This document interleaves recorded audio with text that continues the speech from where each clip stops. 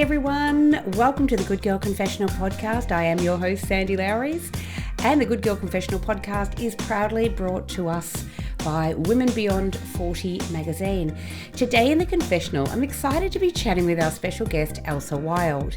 Ailsa is an award-winning author writing both fiction and non-fiction, and she writes for children, young adults and adults. Her latest book, The Care Factor, is a story of nursing and connection during the COVID-19 pandemic. Welcome, Ailsa. Hello and welcome to the Confessional. Ailsa Wild, how are you? Hello, thanks so much for having me on the Confessional. Oh, we're so thrilled to have you here. I'm really excited to have you here to talk about your book. But I must say, you're a Melbourne girl and so am I. So we are recording this today. Obviously, this might come out in a week or two, but we're recording it today in the middle of yet another bit of a COVID crisis down here in Melbourne. Yeah, it's not feeling very fun, is it? No, not really. So we're not in full lockdown yet, but we'll wait and see as the minutes tick over what happens next, I guess. As long as there's childcare, I can survive. Yeah. Because how many children have you got? Just one. Just one. How old is your bubba? He's about to turn 5. So he's a little dude who's very bouncy. It's a cool age though. Yeah, he's awesome. Yeah, that's really cool. And we were just having a chat offline and you're actually not even in Melbourne at the moment. You're somewhere else. No, this fancy hotel room is where I'm staying in Corowa. It's been so nice. The local library, the local shire actually has got me up here, and I've been doing a little tour of schools to talk about some of the children's books that I've written, and then some evening library talks for adults about the Care Factor. How amazing is that? And speaking of the Care Factor, congratulations on your amazing book, by the way. Thank you. And I wanted to really ask and sort of get into this about, the Care Factor is a great book, and it's actually come out. It's really timely. So this, I'll let you talk about it, but I'm fascinated myself to find out how this came about with your friend Sim, who is a nurse, and how this journey started in terms of writing the book. Yeah. Okay. So it was March last year, just as I noticed that things were scary. I think that in other parts of the world, people had noticed a little bit sooner than I did that it was a bit scary. And, the hospitals were getting overwhelmed in Italy. There was kind of those big number of cases in Lombardy, and then we're starting to see cases in New York, and that was starting to look scary. And I was meant to be writing children's fiction. So I write books that look a little bit like this. And I was, for those who are listening to the audio, she is holding up her beautiful book, Squishy Taylor versus the Mayor. Squishy Taylor versus the Mayor, which is very clearly a book for children. So Squishy Taylor's for kind of 6 to 10-year-olds, and it's a mystery adventure, and it's very lighthearted. And I was meant to be writing things like that, and I just could not focus. So every time I sat down to write, I just got very frightened instead of writing and started looking at the news. And at that time, my very, very dear friend Simone told me she was already working as a nurse, and she said she had stuck her hand up to retrain for the ICU. And she wasn't an ICU nurse at that point. She was a nurse educator and a sexual health nurse, so she was doing all this other work. She had ICU training from a while back, and she'd worked in a very small ICU, and she stuck her hand up and they said, yes, please, we want you. We want all of you. Actually, if all you can do is turn up for tea breaks, we want you. Please, can you come? And honestly, I think I was more scared than she was at that point. She was scared about just trying to learn everything that you have to learn to be an ICU nurse in that kind of a big trauma ward, a trauma unit, and also about everything she had to learn about the coronavirus and about doing her job right. And I was there scared for her safety and also for her mental health. And so I thought, what can I do? And I thought, I can't turn up at that hospital and help. That's not something I can do. But what I can do is listen and that's something that I like doing. I like listening to people who I love while they figure things out and do their venting or whatever it is they need to do. That's something I like doing. And so I called her and said, can I be your debrief person? I know she has a girlfriend who is an absolute legend, but you can't just debrief. Maybe you can, but sometimes it's easier to have more people to go to. And I said, can I be your debrief person? And also, can I record it? And can I record our conversations? And she said, yes, very much yes. And so we set that up. So then from late March, I think it was the 22nd of March, it was like as those lockdowns were called in Melbourne, Sim called me between 1 and 3 times a week. And basically the Care Factor is the product of those conversations. And it's the whole story is told from the point of view of our friendship. And Simone, it's the story of Simone's work from March until September last year, kind of throughout the 2 major peaks in Melbourne. Wow. Well, first of all, I want a big shout out to your friend Simone as well for being on the front line, for being a frontline worker, and for putting her hand up to retrain at what must be for medical workers and people in anywhere on the front line a really terrifying and frightening thing. Fighting a pandemic, for a virus they knew nothing about and didn't even know existed. Yeah, I feel like she is amazing, and also she's one of many, many amazing people who did that. Yeah, wow, amazing. And we know that those people, nurses, doctors, paramedics, hospital workers, cleaners, everybody who works in and out of the medical system, those people that make meals, everybody are really still on the front line of all of this while it's happening. And as much as we'd like to say that we have it under control here, as I said before, we're just in the middle of yet another little outbreak going on. And so it really is, I heard someone the other day describe COVID as a war. And I guess it is a war on this virus. Yeah. And I think far more than possibly you or I, they're really aware of it's, every time there are cases, they're kind of refacing everything that they had to face last year. I just got a text from Sim 5 minutes before I called you. I don't know how much swearing you do on this podcast, but her text message just said fuck. Yeah, you're allowed to swear here. It's all good in the confessional. So and how is she doing? Because she said this is a journey from March to September, but this journey is still going on. Yeah. So the book finishes in September, because then I handed in the final draft in October. And so at that point, I didn't know if Donald Trump was going to be reelected. I had no idea what was going to happen. And since then, obviously, it's gotten awful in India, for example. There's just so much going on. I've been locked out of Victoria on my summer holidays. All those things that happen. Sim, she got a good summer break and she is back to her regular work now. But also her other roles that she had last year are kind of in a suitcase, ready to get out as soon as it happens again. And she's really aware of that, I think. So yeah, she and her family is in WA. So that's been hard in terms of contacting, being together with family. Yeah. I think she's doing okay, but I think that it's also not easy. And I also know that there are a bunch of nurses who are not doing okay, who had a really, really bad year last year. And so, yeah, it's been a difficult time for a lot of people. And so I guess what was her reaction to the book, to finally seeing, the finished product and having it in her hands? So she read drafts as we went along. So she was really there for the journey. towards the end. So most of the time she wasn't reading anything at all. She barely knew it was happening, to be honest. I called her and said we had a book deal. And she was like, what? Yeah, what? I hadn't told her that I'd pitched it to a publisher because I actually thought that I would have more time to kind of, and she was so busy. So that moment she was pretty surprised. And then, yeah, she went really through the drafts with me.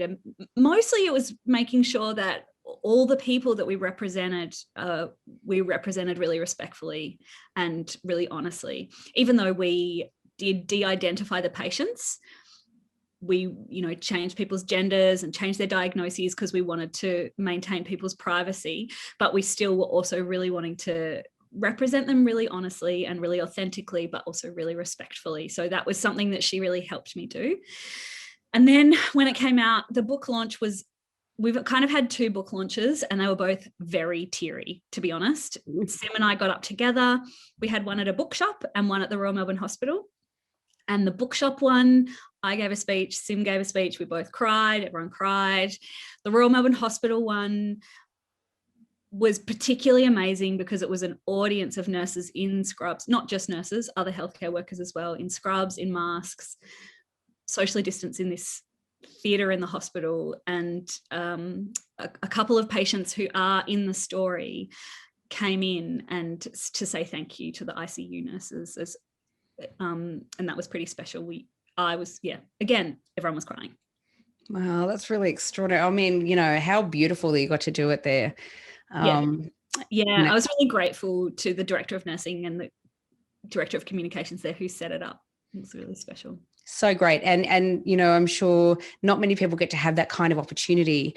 First of all, your book's kind of, and any book written during this pandemic is so relevant right now and amazing. But then to be able to actually go into a hospital, I mean, I it would be really difficult to do that in other countries, to have that done in, say, England, or India or America, and given the current numbers that they have. So this is pretty special.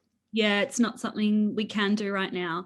And honestly, my favorite thing I think about having the book out in the world has been individual nurses who have come up to me or written to me to say how much the book made them feel seen, which, yeah, I guess in a way I hoped that, but I knew it was just one nurse's story, and I didn't really imagine how much I would have. I had nurses coming up to me and holding my hands and pulling me close to them and saying, I did not know that I did not feel seen until I read your book. And that was amazing. And that's one of the things I absolutely love about that book, because although, as you say, yes, it's about, you say it's about one nurse, but in actual fact, Simone really becomes representative of however many nurses are out there on the front line, male, female, didn't really matter. And that, I think that that's so incredible. And it's such a powerful way to get that kind of message across, is to tell a story. And the stories of women, as you know, are really at the deep in my heart, and everything we do over here at WB40 Magazine and with the Good Girl Confessional podcast for that reason. Because what we do find is when one person shares their story, like you're sitting here sharing yours, that it will touch other people and it will make them feel seen, and it will make them feel like their story matters too. Yeah, absolutely. I've had that experience myself of, listening to your podcast with Ginger Gorman, for example. I was like, oh, yes, there's these moments that I think, oh, yes, that's a really important thing for me to notice about me in the world. Yeah. Yeah. And I think that is true. And it's the stories matter. And you've done such a powerful thing in telling that story in real time. As it was sort of going on through March to September of last year. It's powerful. And as these things keep rolling out, as COVID, sadly, no cure or, no light at the end of this tunnel quite yet, that it will continue, I think, to resonate with so many people. You've talked about nurses sending you letters, etc., but what has been the overall kind of reception from the public about the book? Generally, just a lot of people feeling really touched, which has just been so very, very lovely. So there was a review in The Australian, which seemed bizarre to me. I guess in my background in children's fiction, that you never get a review in the Australian if you're writing children's books. It's just not something that happens. And then Sim was actually on the Conversations podcast, radio show that is also podcasted, and we had a lot of people kind of responding to those. And yeah, I think that, the kind of big theme in the Care Factor is about care, and the care work that we do, and the care work that, very often as women we are doing daily, and we're doing when we're exhausted, and we're doing undervalued and underpaid, and it's this actually an incredible skill set that isn't acknowledged as a skill set. It's seen as your personality. This nurse, she just walked into the room and she just shone, and she's such an angel. And sure, yeah, she shone and she's excellent, but also she's a highly trained professional who knows how to do that job. And so I feel like there've been quite a few people who've come up to me and said that they really noticed that for themselves, how much their care work is reflected in the story, even if they're not nurses. I had a mum come up to me and say, thanks so much for talking about what it's like to be a mum as well. Look, and I guess that resonates with me and everybody else who's kind of a parent as well. Very true. But one of the most amazing things about those care workers or those people on the front line is that they then go home, as you say, this amazing sort of skill set. They can compartmentalize stuff, and then they go home and they have a whole life outside of that hospital, and they have to try not to, they go home to children and try not to show that they're impacted by the kind of work that they do, or they go home and to their elderly parents, or they go home to their partner, or whomever it may be, and they go home to their dog and their cat. And there's no way that work can't have a huge impact. And I think you briefly touched on the mental load and mental illness, like the mental health of care workers is so important. Yeah. And I think so one of the jobs that Sim did in the kind of peak of the Melbourne lockdowns last year was, there was an outbreak really in the Royal Melbourne Hospital, and there were hundreds of staff who were furloughed, and some of those became sick with COVID, and others just had to isolate for 2 weeks. And sometimes they had to isolate more than once for a fortnight. And for some of them, they were isolating in their own homes with their children just on the other side of the door. I know that there was at least one of those nurses, there was a moment where the hospital decided to call an ambulance because she wasn't safe with herself anymore, just trying to do that with her tiny child in the other room. And I think that I actually think Australia and probably worldwide, we're going to have to do a big job of looking after the mental health of people who have had to kind of face that trauma day in, day out. Yeah. Yeah. And, you mentioned before Ginger Gorman coming on this podcast talking about her podcast as well, Seriously Social. One of the interesting things that one of her guests that she had on was a photographer on her podcast who came on and talked about the PTSD of people on the front line in many professions. And some of those people are, the photographers and the journalists who were covering, say, the extraordinary Australian bushfires and then the floods and, and then COVID. And, how are you coping, having heard all of these stories and then writing this extraordinary book? Because it's a huge weight on your shoulders, I would imagine, as well. Yeah. And I'm really aware from Ginger's work of how much trauma there was for her in writing Troll Hunting. She's been really clear about that. For me, I guess there wasn't a point where I was directly under threat. I think if I'd been writing about the bushfires, I would have found that much harder because my family were evacuated and were on the south coast of New South Wales, kind of in the path of the fires. And I feel like for COVID, there's a way that, I had to do the lockdown. Actually, I feel like writing the book was part of my process of dealing with that. And also, I had a conversation with someone recently who works in creative recovery. Her role is thinking about how as artists, we respond to trauma and how we support communities to respond to trauma. And she said, the thing that you need to remember when you're in there is it's not your story. And I think I really did that. Those nurses' stories, while I had a cry and they were gut-wrenching sometimes, and I still can't read parts of the story out loud, I also am really aware that it's not my story and it's not my trauma. And there's another thing actually that Simone talks about, and because one of her roles is to work in family violence, and so she's training nurses to recognize and respond to signs of family violence in their patients, and we talk about vicarious trauma and that kind of getting the trauma secondhand. And the thing that we don't talk about is vicarious resilience. And she said, we're starting to really understand now that people who witness those stories and witness people's survival gain a kind of resilience from that. Not necessarily everyone and not necessarily all the time, but I feel like there's an element of that for me, of having gone through that and got to the other side of it, even though I wasn't even in there. I feel like I kind of gained a sense of feeling like, as people, we can do this. That's so beautifully put, because I imagine at the time it would have been quite difficult at times to hear those stories.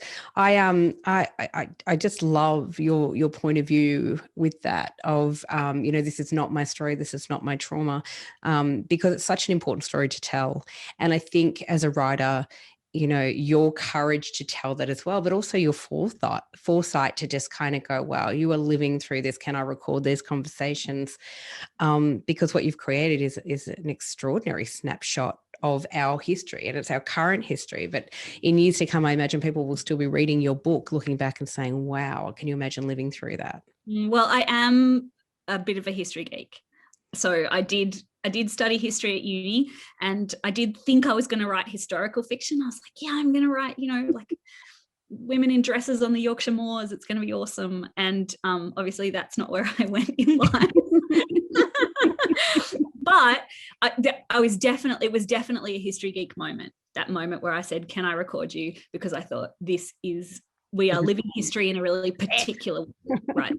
Yeah. Right. But it was so clever and really just quite intuitive, I guess, of you to be able to do that. Like a lot of people would not have thought, hey, you're going through this, can I just hit record? I think, it's testament to not just the fact that you're a history geek, it's testament to the fact that, you're such an extraordinary writer that you even thought that, and that her story you recognized straight away was going to be powerful. I honestly thought that every single other writer would be doing it. I was like, this is going to be the most boring story because every single other writer is going to be doing this right now. And yet they didn't, right? And so I think this is quite extraordinary of people who are in the front line. Rachel Mounsey, who's a fantastic photographer, who took a photograph that we used in WB40 for a story on the bushfires. And as you said, you would have found that really traumatic.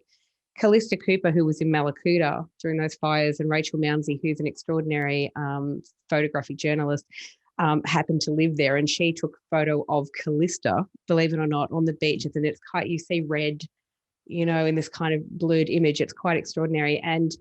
But she was talking about that as, as well. Like she kind of was there in that snapshot moment of, in her town, she thought to just record it. She was taking extraordinary photographs, and a lot of those photographs were the photographs that went out into the world that we were seeing frontline newspapers around, everywhere. And they were incredible, those photos. Yeah, honestly. And I think that it is that, though, it's that kind of, it's the storyteller in you and in her and in so many other people that thought to do it in real time. Like this is really happening now, and caught, her photographs caught the faces of people, and that, it was real time stuff really going on. And you've done the same thing, and it's just testament to what a powerful storyteller you are. Thank you. So I wanted to just say, though, you didn't just write this book. Good grief, woman, you've written like a lot of bloody books, a lot. And you're an award-winning, writer of young adult and children's books, which is quite extraordinary. I wanted to actually touch on one of your young adult books because you know, and I guess your history geek comes out here a little bit, which I love, because by the way, I love history. I love it. But you wrote this young adult fiction book also about a nurse or nurses. Do you want to talk about that? Yeah, sure. So The Invisible War, yeah, amazing. So maybe that's another reason why I was able to step up so quickly with this, because I'll introduce The Invisible War first. So it's a graphic novel. I was the writer and I worked really closely with an illustrator, but also I worked with a microbiologist and a virologist, and actually many other scientists, less closely, but many other scientists were kind of part of the process. And the book's set in the guts of a World War I nurse who has dysentery. And the main characters, the kind of protagonists and antagonists, are bacteria and viruses. So there's kind of a parallel story. So you see a bit of the nurse and her world, which is about 30% of the story. And then, you know, a good 60% of the story is what's happening in her gut between the microbes as they fight it out. It was a deeply researched book, and the science in it was we were really rigorous about making sure that the science was as correct as it possibly could be. And so we shipped it out to a whole bunch of scientists and historians who kind of fact checked it for us. And and then we self-published. So we crowdfunded that book and self-published, and then it's gone on to win several awards. It's been published many awards. Published in Arabic and Korean, and I feel like we're currently negotiating with a publisher in China. So it's really gone out there in the world. And I was the person who was kind of in charge of thinking about the history element of that book. You know, we got it checked with a historian who is far more of an expert than me. But I did the initial thing of what I did was read nurses' diaries. So that was part of my research process then, is I went and hung out in the State Library of Victoria and read nurses' diaries, which I think is possibly the reason why I thought, well, here's a nurse's diary of a really important time. This is why I want to do the care factor. How fantastic. And I love how it all kind of linked in, because for me, when I was really thrilled that Carly Finlay actually was writing an article about the impact of COVID on artists, and she wrote that for WB40 magazine, and she spoke to you at that time as part of her article.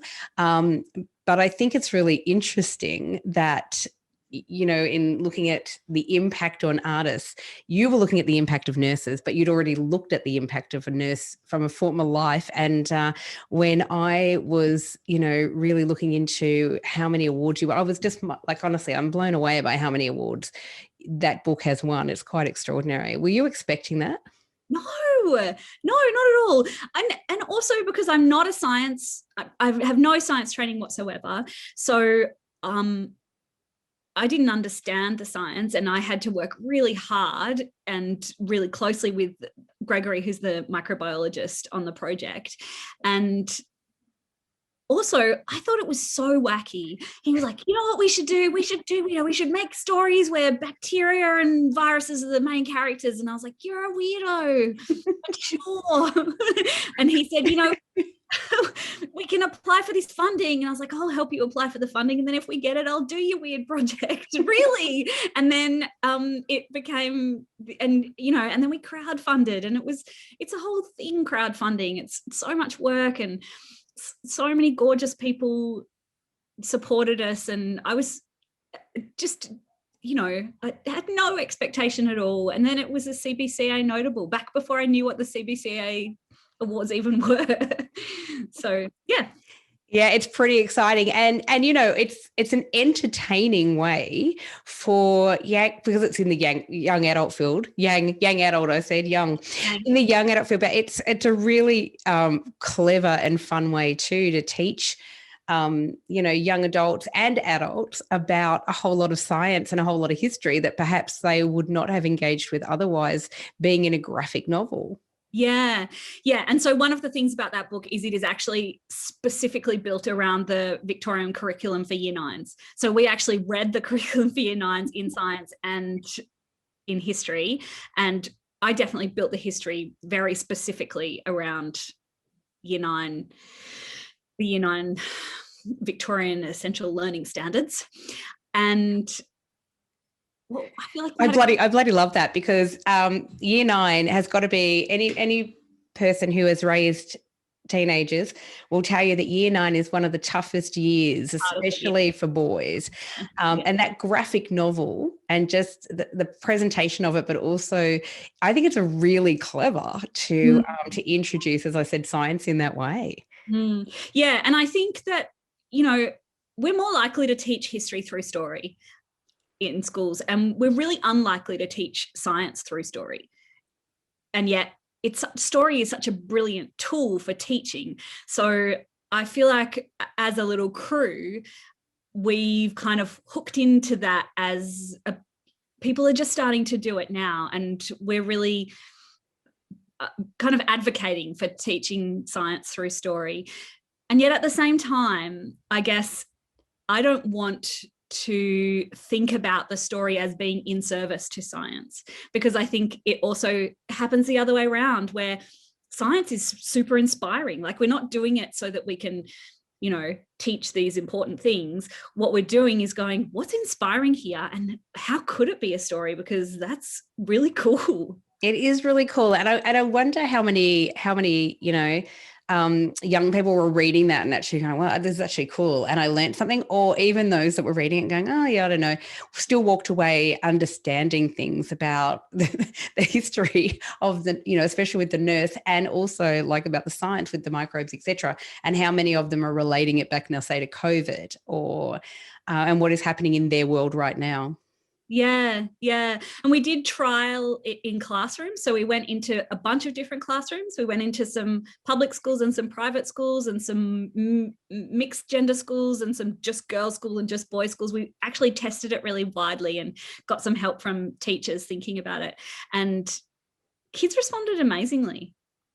It was another thing that blew me away. I thought it's just this whack side project, but the classrooms of kids just super, obviously, of course, they're super smart, and they were coming up with all these questions and they were reading the layers in it. And I thought, gosh, legends.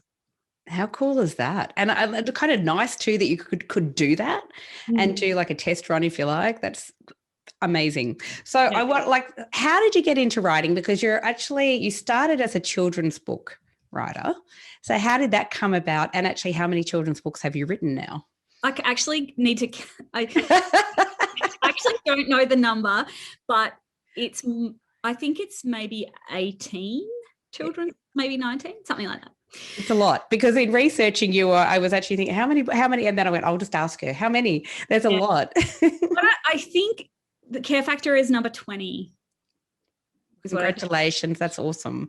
Yeah, and to do full circle, so would it be fair to say that, especially in Australia, there's not a lot of writers who write children's fiction, young adult fiction, and then go into adult non-fiction? I mean, how has that process kind of been for you in terms? It's kind of, to me, it's like a musician who can play lots of different genres, you know what I mean? So, and I'm fascinated as a writer myself, like how do you find that process of switching between those genres?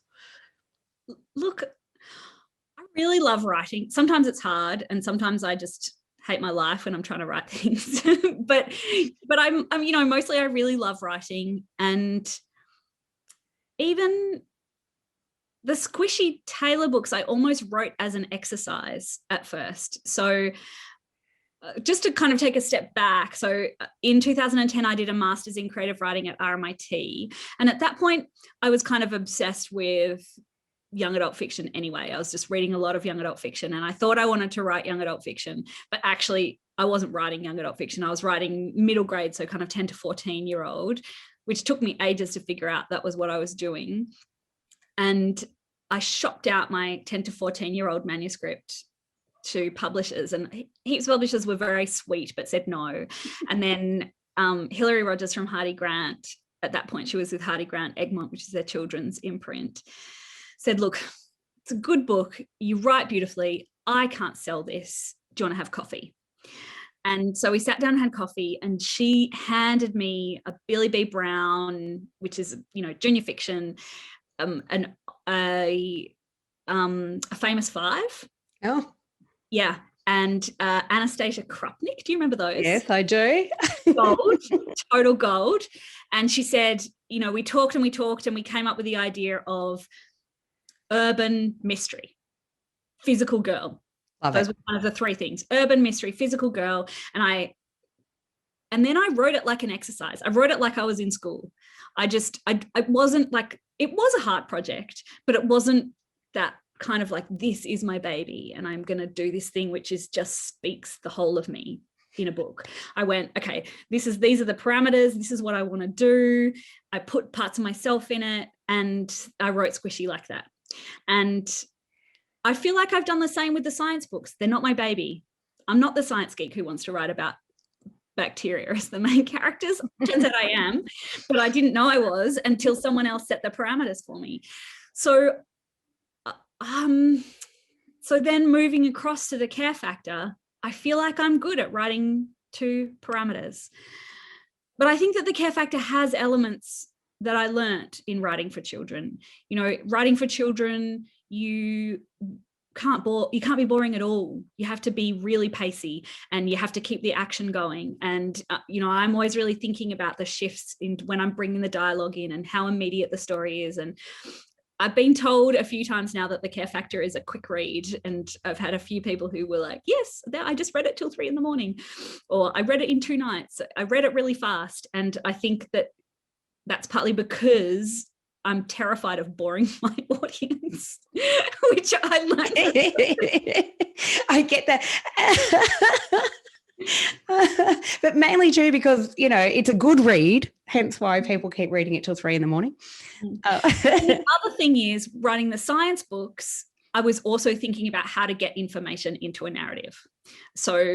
And also I was working back and forth with somebody really collaboratively, because we would have had 20 drafts, and my job was to be the champion of the story, and I had to keep being the champion of the story, but I also had to keep involving the science facts. And similarly with the care factor, in the end, Sim and I went back and forth, and I was the champion of the story and she was the champion of the facts. And it was in a way, a really similar process. And I had no idea how familiar it would be until Sim, would call me about the next draft, and she'd say things and I'd think, oh, that's really similar to how it used to be talking to Gregory. And yeah, so I feel like I learned a lot from writing with children, and I've taken it into writing for adults. And I will say that, as someone who studied at RMIT many, many, many moons ago and tried my hand at children's books at that time, it's, because I had to when I was at uni, I will say it's a really difficult thing to do. I think a lot of people think that it's really easy to whack together a kid's book. It's actually really difficult, and something I quite struggled with myself. So yeah, it's hard. In a way, the care factor was easy compared to those, partly because it came from transcripts and I was just editing and I wasn't coming up with, I didn't have to make things up in the same way. Yeah.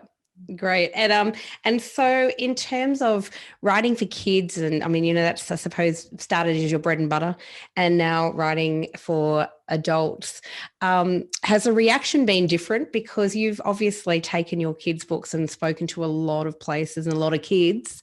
So how do the kids react to the children's books? And then how do the teachers react when they realize, oh, wait, she's written 2 very different kind of things? Yeah, I mean, the care factor's so new. I feel like I haven't even had that experience with teachers yet, of them going, oh, you've written this thing, which is really different. I mean, kids are so cool. I love going into the classroom, and I often will read them a start of a squishy or one of the micro books, or the Naughtiest Pixie, which is my other series. And, when they're bored, and you also know when they're super engaged, and they have so much to say. I was in a school the other day, and it was a school, there was 6 kids in the whole school, this tiny little school. And there was a prep and there was a grade 6, and I read them a chapter of a book, and they just were really there with me the whole time, and they had so much to say about it at the end. And I feel like, in a way, I don't know, for kids, I feel like for me, you meet these authors and it's kind of amazing, and you get a bit starstruck and like a bit fangirly and weird, but kids are just like, oh, it's another person, and I'll just talk to them, and it's cool. Yeah, I think that is true. And I still get like that. I get to talk to so many amazing authors, yourself included, and I fangirl a little bit and go, oh, because it's exciting, and because you become very engaged when you're engaged with the book, and you fall in love with characters, or you read a book that is nonfiction and you are so engaged with the story. It is a bit like that. You start to feel like you possibly know the author a little bit. In most cases, you actually don't, but it's, what I mean? It's kind of, so I imagine with kids especially, and I used to watch my kids, when they were meeting authors of books that they loved, it was very much like they were rock stars. Yeah, there's a lot of sweetness in the room. That's really good. And so what comes next for you? So the Microbe team are working on a new graphic novel, which is, I've handed the script over and I'm starting to get illustrations back, which is amazing. It's actually my favorite thing is when the illustrations come back, because it's just so cool. It just makes it real.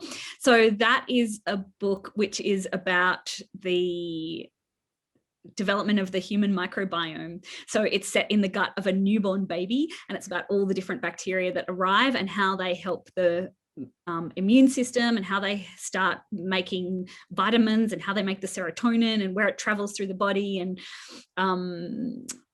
so that's that. That is so exciting. It's so cool. Wow. So you've not had any time in between, So I handed that script.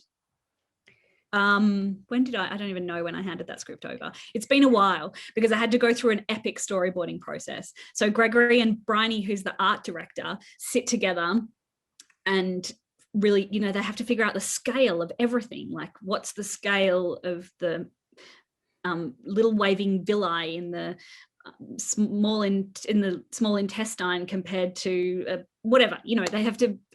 So, and then they lay it all out for the illustrator. So I handed that over quite a while ago, and they went through that process of storyboarding and getting reference images, and now the illustration's coming back. That's a slow process, but really fun. And then there's the thing that I was meant to be working on in March last year, which I couldn't handle, which is kind of something, its working title, which is probably not what it's going to come out as, it's called Stevie and the Haunted Theatre, and it's a kind of spooky book for maybe 7 to maybe 7 to maybe 7 to 12-year-olds. But my publisher came back to me and was like, maybe you should up this to a middle grade. Like, maybe this is actually a bit of an older. So I'm like, oh, what is it? I don't know. So I kind of have to go back to that. Yeah. I love it. And maybe it'll be out in time next year for Halloween or something. Who knows? Who knows? That's exciting. Stevie and the Haunted, is it Stevie and the Haunted Castle, was it? Theatre. Oh, even now. Yeah, I was, I don't know if you remember, but kind of when lockdowns happened and there was those stories about the ghost light. Yes. They were saying how theatres, when we close the theatre and no one's there, that there's a light they leave a light on the stage, and it's called the ghost light. And I was ghost light. Yeah. Oh, wow. Okay. So it's a story about a theatre that's closed because of the pandemic. But I love that. Oh, I'm a former theatre nerd, so I was a theatre kid, so I'll be like really interested to see that one when it comes out. Even though it's apparently for middle school, it doesn't mean I can't enjoy it too. It's for middle school and you. So I just wanted to say a huge thank you for your time, and I know that you're, as you say, you're in a hotel up in Korowa at the moment. Thank you very much for joining us in the Confessional. I cannot recommend this book enough. The Care Factor, we will put up links everywhere under this and in the show notes for everyone so that they can grab a copy, get their hands on one, because everyone should go out and buy this. And it's an incredible story, as you say. Although it's about your friend Simone, it's also really reflective of so many nurses out there on the front line during this pandemic. Thank you so much. Thanks so much for having me on the show. It was really fun to meet you, and I love talking about myself. So well, we love talking about you too. So it's been really great. And I'm really thrilled to be sharing your story in the book because, for everyone listening, I'll put links up to your site as well because everyone can see how much amazing work you have done and your award-winning graphic novels and a novel. And the next one will be coming out, which is really exciting. And we would love to hear from you when it does. It's very exciting. Thank you. Thanks so much. Thanks so much for joining us. Okay, bye. Thanks for listening to the Good Girl Confessional podcast. The Good Girl Confessional podcast is brought to you by WB40, Women Beyond 40 magazine, available now at wb40.com. The Good Girl Confessional podcast is available on Apple Podcasts, Spotify, and wherever you listen to quality podcasts. We're also now available on YouTube. We chat with really interesting women about their hard-won wisdom, but it really helps us if you can subscribe, like, and share the podcast. Thanks so much for your support. Bye for now.